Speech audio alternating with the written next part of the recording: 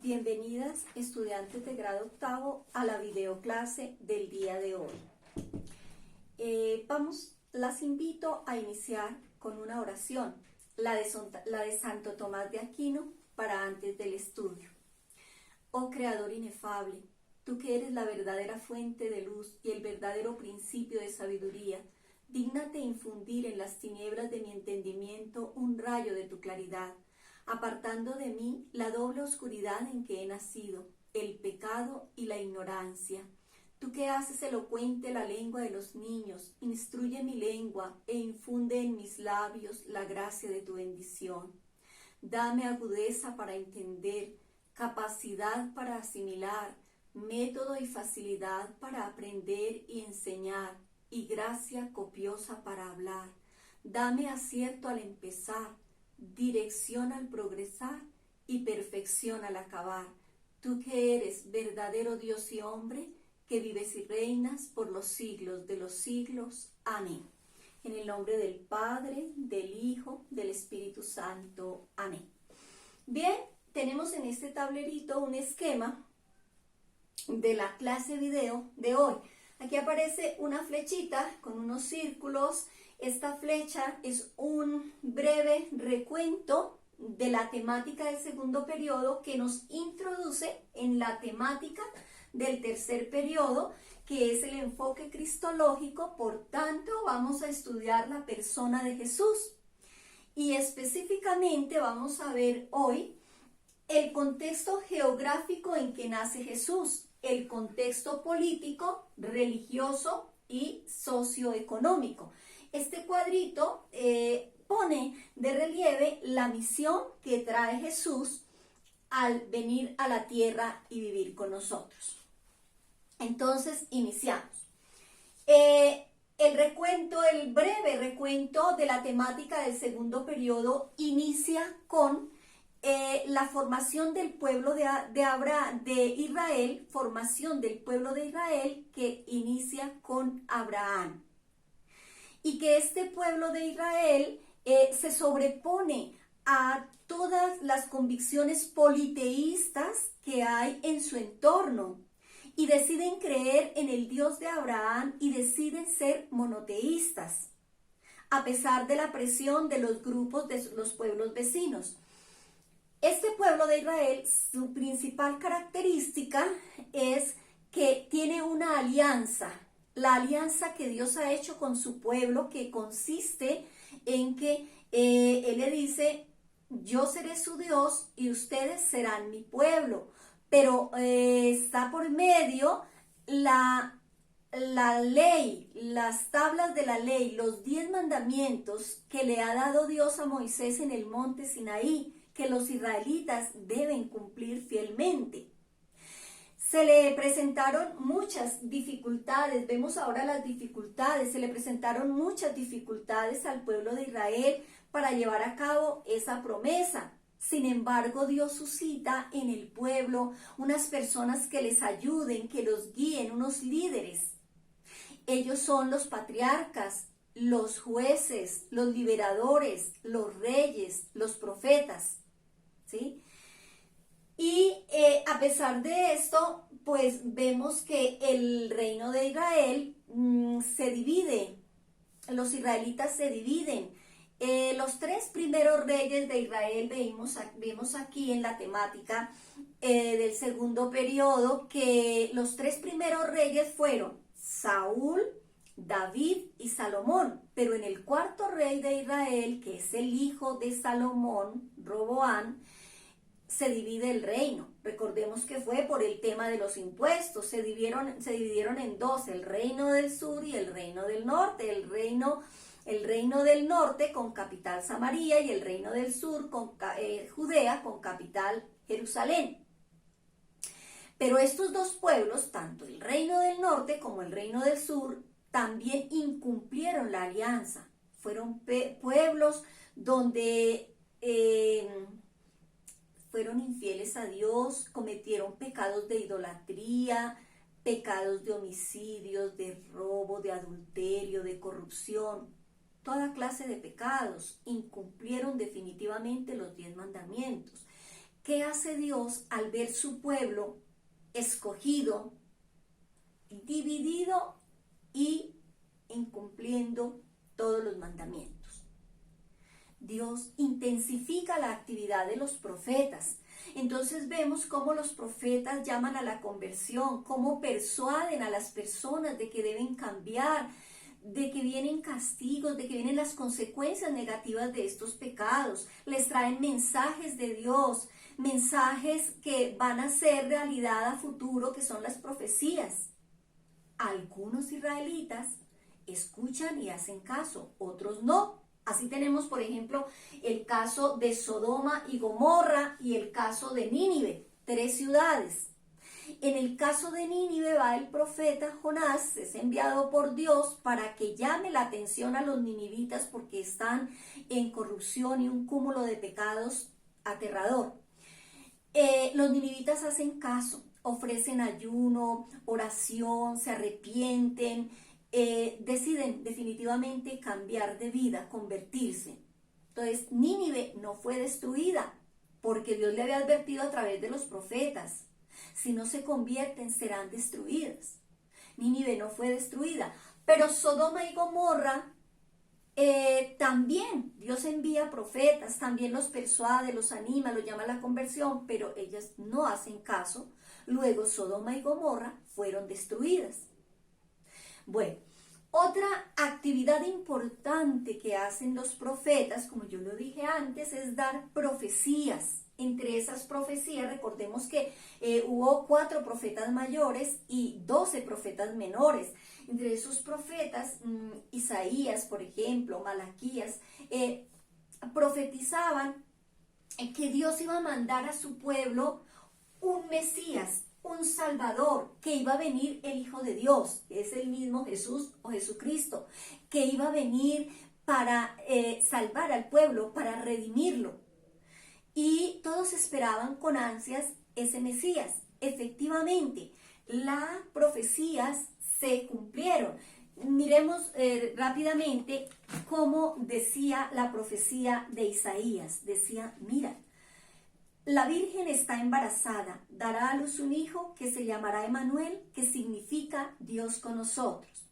También Miqueas decía, tú Belén, en territorio de Judá, no eres ni mucho menos la última de las poblaciones de Judá, pues de ti saldrá un líder, el pastor de mi pueblo Israel.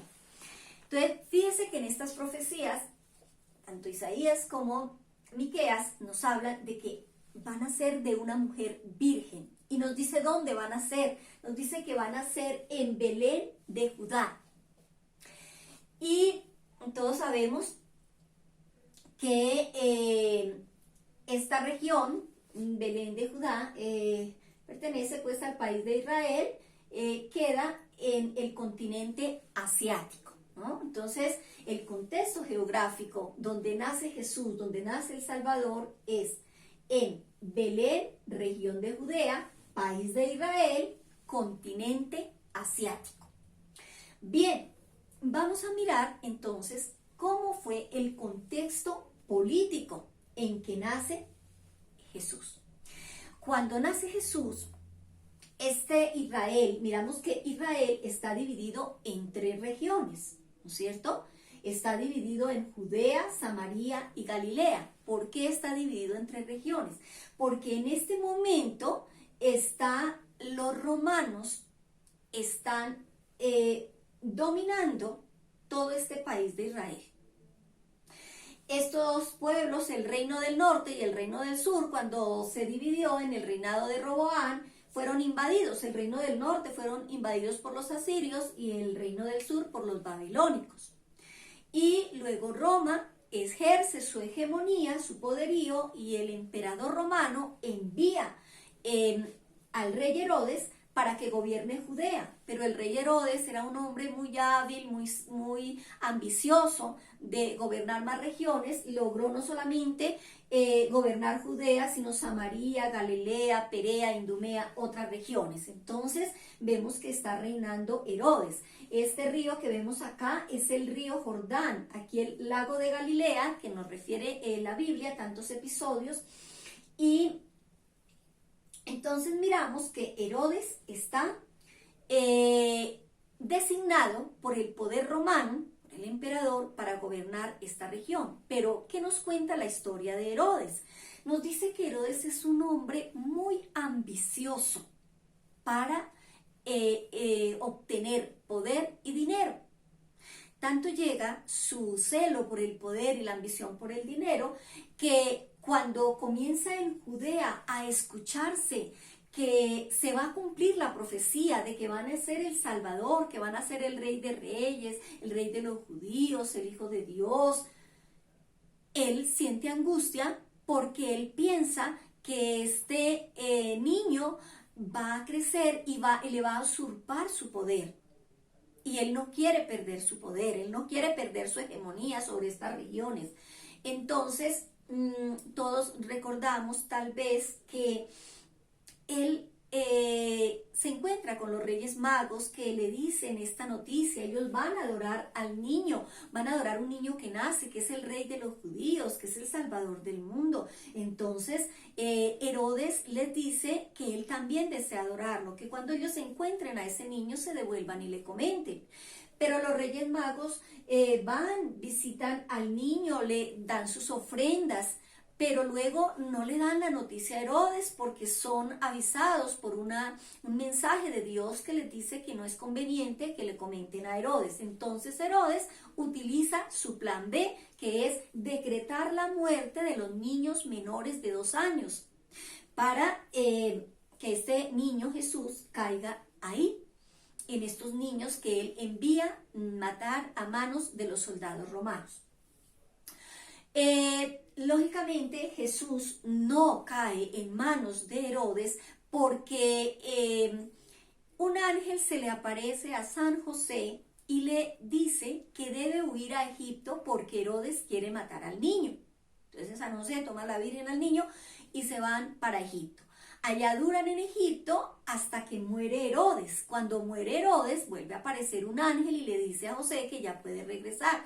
Sin embargo, José tiene miedo de volver a Judea porque acá está gobernando el hijo de Herodes, que es Arquelao y también es así como su padre, bastante temible. Entonces el Señor le permite ir a vivir a Nazaret en la región de Galilea. Por eso las profecías decían que sería llamado el Nazareno. Bien. Además de Herodes ser muy ambicioso y celoso por su poder, también era muy ambicioso del dinero. Y las dos cosas le trajeron consecuencias muy negativas a este pueblo de Israel. En cuanto a la ambición del dinero, subió los impuestos en estas regiones de una manera exagerada, tanto que las personas que tenían pequeñas parcelas, es decir, minifundios, no alcanzaban a producir para pagarle esos impuestos tan caros. Lo que tuvieron que hacer fue vender sus pequeñas tierras a las personas propietarias de grandes extensiones de tierras, es decir, de latifundios, y ellos quedarse buscando empleo o mendigando, o algunos se unían a un grupo que se llamaban los celotes. Este grupo era un grupo que vivía en rebelión con el gobierno romano, precisamente por la opresión y por los impuestos y todo lo que tenían que tributarle al gobierno romano. Era como un grupo subversivo. En una palabra, esta medida de subir los impuestos lo que hizo fue que los que tenían más posesiones, los que eran más ricos, fueran más ricos y los pobres se hicieran más pobres. También fue muy dolorosa la consecuencia del decreto de matar los niños menores de 2 años porque hubo mucho sufrimiento en Jerusalén. Recordemos que nosotros en nuestra liturgia el 28 de diciembre es el día en que recordamos estos niños y la denominamos el Día de los Santos Inocentes, porque recordamos la muerte de esos niños inocentes y el dolor de sus padres y el dolor de sus familias al verlos morir a manos de los soldados romanos. También el 28 de diciembre nosotros celebramos también lo que los niños inocentes que mueren en nuestra sociedad actual a causa del aborto. También se ora por estas almas pidiendo misericordia al Señor, porque igual que en el tiempo de Herodes, por algunas leyes de los gobiernos donde se legaliza el aborto, también hay niños que inocentemente mueren antes de nacer en el vientre de la madre. Bien, no todo es negativo en Herodes, también tiene cosas positivas. Se cuenta que es un hombre supremamente inteligente, supremamente estratégico, astuto, sagaz, pero un hombre muy impetuoso para hacer obras civiles. Entonces vemos cómo en el tiempo que gobierna Herodes, la ciudad de Jerusalén luce muy bien organizada, reconstruye el templo de Jerusalén maravillosamente, construye un teatro, un anfiteatro. También Samaria, la ciudad de Samaria, también la reconstruye muy bien, construye muchos palacios hermosos, en fin, hace muchas obras públicas. Bien, en el contexto religioso, cuando nace Jesús, ¿cómo está este Israel? Que recordemos que este Israel lo llaman en esta época de Jesús, los romanos le dan el nombre de Palestina. Estas tres regiones se llaman Palestina por designación de los romanos. En el contexto religioso, encontramos que existen varios grupos religiosos cuando llega Jesús, ¿sí? Pero no solamente son religiosos, recordemos que en esta época no estaba dividida la ley civil y la ley religiosa, estaba mezclada. Luego estos grupos en su mayoría eran grupos políticos religiosos. Están los fariseos, saduceos, escribas, el Sanedrín, los celotes. En la próxima videoclase vamos a explicar cuáles son las características de cada uno de estos grupos y cómo interactúan con Jesús y por qué hay enfrentamientos de Jesús con estos grupos. Bien, otro aspecto importante es ver la enemistad entre judíos y samaritanos.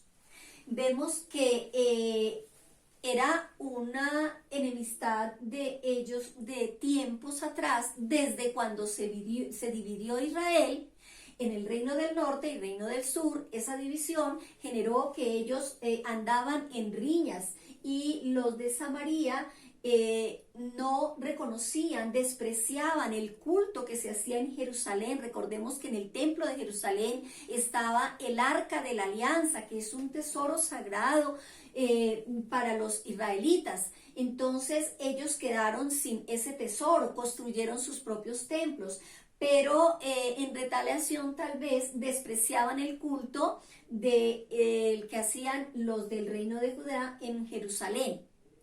Y a su vez, los de Judea desprecian a los de Samaria porque cuando ellos fueron invadidos por los asirios se mezclaron con estos israelitas. Entonces ellos aducen que los de Samaria no son auténticos judíos, que los auténticos judíos son ellos que no se han mezclado con los otros. Entonces esa rivalidad es muy acentuada en esta época entre Samaria y Judea. En el contexto socioeconómico. En el contexto socioeconómico vemos que la mayoría del pueblo vivía en pobreza y oprimido por los romanos. También había mucha corrupción y mucha injusticia. Podemos decir que en esta sociedad en que nace Jesús hay tres clases sociales. Hay una clase dominante que están ahí el emperador, el rey, en este caso Herodes, con todas las personas que colaboran en el gobierno y contribuyen a dominar a los judíos, y una clase dominada que obviamente son los judíos, que tienen que pagar impuesto, obedecer en todas las leyes romanas. Entonces la clase dominada, los judíos, los israelitas, y la clase marginada o excluida, en esta clase sobresalen tres grupos de personas. Están los pecadores, están los pecadores en primer lugar, que son, por ejemplo, los publicanos. ¿Quiénes son los publicanos? Los publicanos son quienes piden o cobran los impuestos para Roma. Ellos, en el inconsciente colectivo de las personas, está que son ladrones, que roban y que además pues ayudan a enriquecer a los romanos, que son quienes los oprimen. Entonces ellos son marginados, los publicanos son catalogados de ladrones. También las mujeres de vida pública, las prostitutas, las adúlteras. Recordemos que también la mujer tenía una posición desfavorecida respecto al hombre. El adulterio, por ejemplo, era castigado con la muerte de las mujeres que se sorprendían en adulterio, las apedreaban y morían, pero no apedreaban al hombre con quienes ellas habían cometido el adulterio. La mujer en la cultura judía hasta los 12 años más o menos pertenecía a su padre, y de los 12 años en adelante la podían dar en matrimonio a quienes los padres decidían dársela en matrimonio, y a partir de ese momento pertenecía completamente a su esposo. Entonces ellas no podían pues hablar en las reuniones, en las sinagogas, nada de esas cosas. Bien, también estaban excluidos de la sociedad los enfermos. ¿Por qué? ¿Por qué los enfermos? Quizá porque si era enfermo, por ejemplo, de lepra, que en esa época nace Jesús, hay muchas personas enfermas de lepra, y obviamente la medicina pues en esta época no está avanzada como para que tuviera cura la lepra. Entonces la lepra, como era contagiosa, cuando una persona tenía lepra era expulsada del lugar donde vivía para que se fuera lejos y no contagiara a los demás.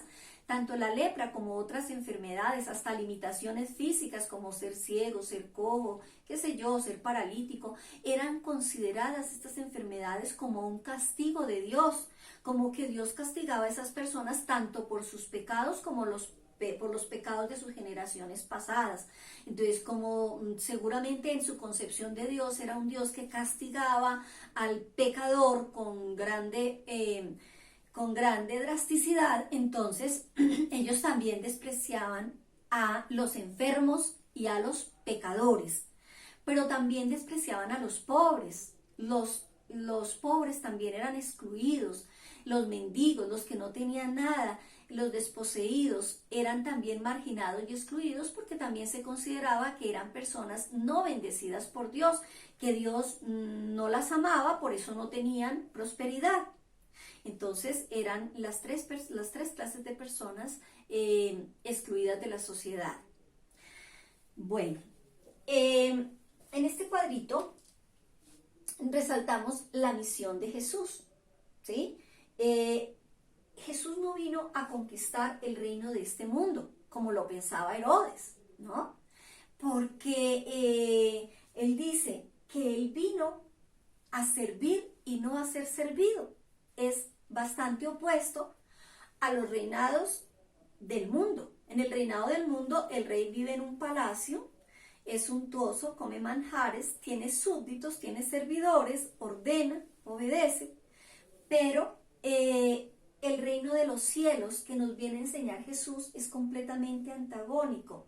Él no viene a servir, a ser servido, sino a servir. Él no vino, a la gente que llegó Jesús, no fueron precisamente a las élites que tenían gobernando, a los judíos, al Sanedrín, a los ancianos de la ley. Él no nació en un palacio, nació en un pesebre en Belén, de una forma muy humilde. Él vino a enseñarnos el camino del reino de los cielos, que inicia con la humildad, por eso nació tan humilde. Él no nació en medio de los grandes, no, nació humilde, y precisamente su vida, él interactuó, fue a estos sectores marginados, a los pobres, a los pecadores, a los enfermos.